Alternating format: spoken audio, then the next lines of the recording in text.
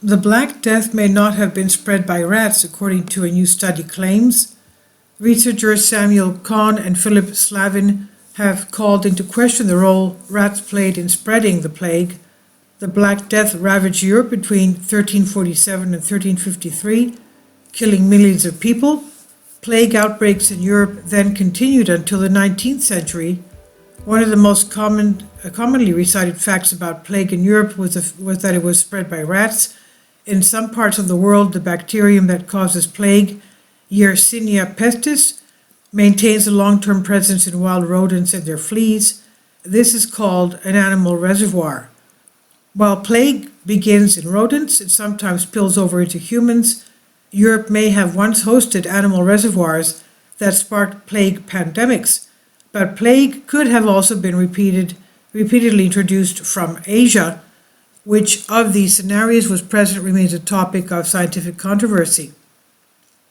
Our recent research published in the Proceedings of National Academic Sciences, PNAS, has shown that environmental conditions in Europe would have prevented plague from surviving in persistent long-term animal reservoirs. So then, how then did the plague persevere in Europe for so long? Our study offers two possibilities. One, the plague was being reintroduced from Asian reservoirs. Second, there could have been short or medium-term temporary reservoirs in Europe. In addition, the two scenarios might have been mutually supportive. However, the rapid spread of the Black Death and subsequent outbreaks of the next few centuries also suggest slow-moving rats may not have played the critical role in transmitting the disease that is often portrayed. The European climate. To work out whether plague could survive in long-term animal reservoirs in Europe, we examined factors such as soil characteristics, climatic conditions, terrain types, and rodent varieties. These all seem to affect whether plague can hold on in reservoirs. For example, high concentrations of some elements in soil, including copper, iron, magnesium, as well as high in soil pH, whether it's acidic or alkaline. Cooler temperatures, higher altitudes, and lower rainfall appear to favor the development of persistent reservoirs, though it's not entirely clear why at this stage. Based on our comparative analysis, centuries-long wide rodent plague reservoirs were even less likely to have existed from the Black Death of 1348 to the nearly 19th century than today, when comprehensive research rules out any such reservoirs within Europe. This contrasts sharply with regions across China and the western US, where all the above conditions for persistent Yersinia pestis reservoirs in wild rodents are found. In Central Asia, long-term and persistent rodent reservoirs may have existed for millennia. As ancient DNA and textual evidence hints, once plague crossed into Europe from Central Asia, it appears to have seeded a short or medium-term reservoir or reservoirs in European wild rodents. The most likely place for this to have been was in Central Europe. However, as local soil and climatic conditions did not favor long-term and persistent reservoirs, the disease had to be re-imported, at least in some instances. Importantly, the two scenarios are not mutually exclusive. Radical differences. To go deeper into the role of rats in spreading plague in Europe, we can compare different outbreaks of the disease. The first plague pandemic began in the early 6th century and lasted until later 8th century. The second pandemic, which included the Black Death, began in the 1330s and lasted 5 centuries. The third pandemic began in 1894 and remains with us today in places such as Madagascar and even in California. These pandemics overwhelmingly involve the bubonic form of plague, where the bacteria infect the human lymphatic system, which is part of the body's immune defenses. In pneumonic plague, the bacteria infects the lungs. The plagues of the second pandemic differed radically from their character and transmission from more recent outbreaks. First, there was strikingly different levels of mortality, with some second pandemic outbreaks reaching 50%, while those of the third pandemic rarely exceeded 1%. In Europe, figures for the third pandemic were even lower. Second, there were different rates and patterns of transmission between these two plague epochs.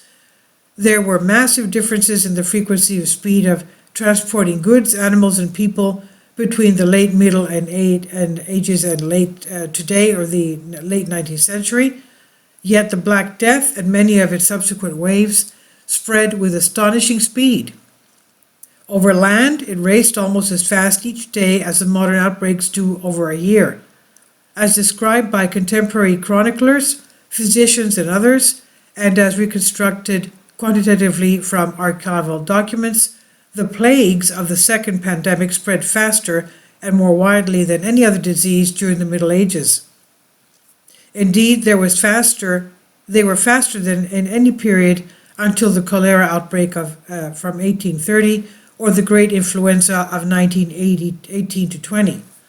Regardless of how the various European waves of the second pandemic began, both wild and non-wild rodents, rats first and foremost, moved much slower than the pace of transmission around the continent.